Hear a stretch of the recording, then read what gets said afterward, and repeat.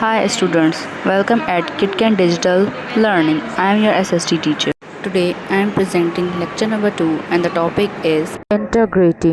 from your book We Learn SST Class 8 published by Oxford University Press. Before start our today's topic, I would like to advise you few tips for effective learning and take maximum benefits from KitKan Digital Learning. Number 1, like and subscribe channel so don't missing any video. Number 2, carefully listen and watch video from start to end. Number 3, find out the answer of the question from the video. May watch multiple times video till find out the answer. Let's start our topic. Integrity. Integrity means doing the right things under all circumstances. Integrity is about honesty and following a strict code of ethics. It takes moral courage to show integrity. A person with integrity will not influenced by what others around him or her are doing and saying. Integrity का मतलब है सही काम करना, चाहे उसके नताइज कोई भी हो। दयानतदारी मतलब है इंटीग्रिटी का। इंटीग्रिटी बहुत ही ईमानदारी और स्ट्रिक्टनेस के साथ फॉलो की जाती है। इसके लिए बहुत ही ज़्यादा हिम्मत चाहिए होती है। जिस शख्स के पास इंटीग्रिटी होती है, दयानतदार होता है जो, उसको फ़र्क नहीं पड़ता कि उसके आसपास के लोग क्या कर रहे हैं। वो आसपास के लोगों से इंस्पायर नहीं होता, उसको जो सही लगता है वो वही करता है।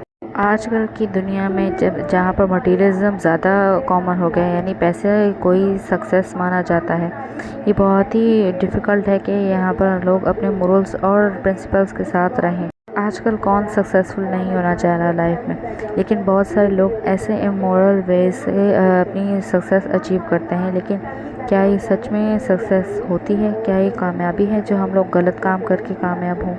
एक वक्त की बात है, एक बादशाह बहुत ही ज़्यादा परेशान था अपने किंगडम के लिए, अपनी सल्तनत के लिए, उसके फ्यूचर के लिए बहुत ही ज़्यादा परेशान था, क्योंकि उसका कोई वारिस नहीं था, कोई हायर नहीं था। तो जब किंगडम छोड़ जाएगा तो वो किसके हाथों छोड़ जाएगा, उसको ये बहुत ही ज़्यादा टेंशन थी कि उसको कोई ऑनेस्ट और भरोसे लायक बंदा मिले जिसके आसरे वो अपनी सल्तनत दे सके। लेकिन उसकी सल्तनत में कोई भी ऐसा नहीं था जो लालची ना हो, जो पावर के लिए लालची ना हो। बहुत सारे लोग उसके इंटरेस्ट के लिए चीज़ें करते थे ताकि उसका इंटरेस्ट पैदा हो और बादशाह उनको तोहफ़ों से नवाजे। बहुत सारे लोग उसकी जगह लेना चाह रहे थे। उन्होंने कभी भी बादशाह को मना नहीं किया था। नो मैटर व्हाट, जो भी हो वो बादशाह को मना नहीं करते थे। उनके अपने कोई मोरल्स वगैरह नहीं थे, जो बादशाह कहता था वही वो लोग करते थे। बादशाह ने बहुत सोचा और उसको ऐसा बंदा चाहिए था जो एक दयानतदार हो, जिसके हाथ से वो अपनी सल्तनत दे सके। इसको एक आइडिया आया, उसने अपनी सल्तनत में अनाउंस किया कि वो एक यंग बच्चा अडॉप्ट करना चाहता है। बहुत सारे यंग आदमी जो थे वो अपॉर्चुनिटी लेने के लिए उसके दरबार में हाजिर हो गए। सब ने किंग की डिमांड सुनने के लिए वो सारे इकट्ठे हो गए। एक वहाँ पर गरीब फार्मर भी था, गरीब किसान भी था, जिसका बेटा बहुत ही यंग था। उसकी फैमिली बहुत ही ज़्यादा मेहनत से कमाती थी ताकि वो अपनी ज़रूरियात पूरी कर सकें। उस फार्मर ने, उस किसान ने अपने बेटे को सजेस्ट किया, सलाह दी कि उसको भी अपना लक ट्राई करना चाहिए। किंग ने सब जो यंग मैन थे, सारे जो लड़के थे, उनको एक सीड दिया, एक बीज दिया और कहा कि ये घर जाकर और प्लांट करें, इसको पोखें और इसको उगाएं। इसमें से मकाई का वो सीड था। उसने कहा कि 3 हफ्तों बाद ये सारे पॉट जो हैं जिसमें सीड लगाएंगे वो लेकर आ जाएं। सबको ये टास्क बहुत ही ज़्यादा इजी लग रहा था और सब अपने अपने घर सीड लेकर चले गए।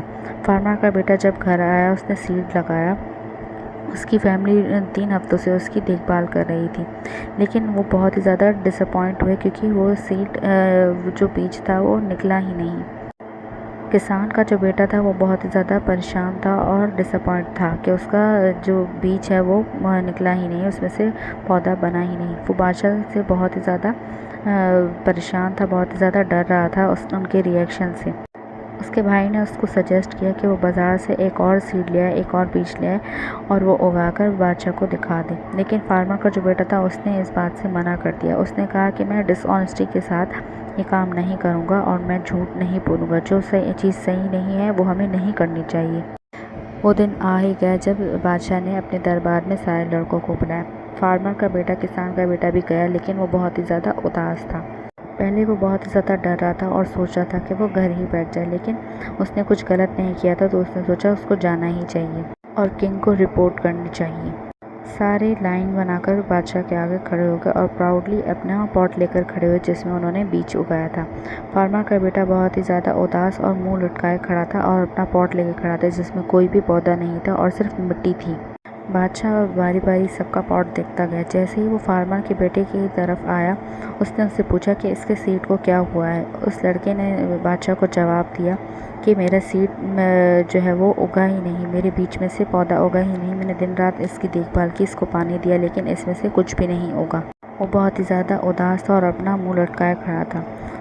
بادشاہ نے اس کو ہاتھ سے پکڑ کے وہاں پر لے گئے جہاں سب کی نظر اس پر پڑتی۔ سب بہت زیادہ سرپرائز ہو گئے تھے۔ بادشاہ نے اناؤنس کیا کہ یہی وہ لڑکا ہے جس کو میں اپنا بیٹے کے طور پر اڈاپٹ کرتا ہوں اور یہ میرے بعد میری سلطنت بنا تک یہی سنبھالے گا۔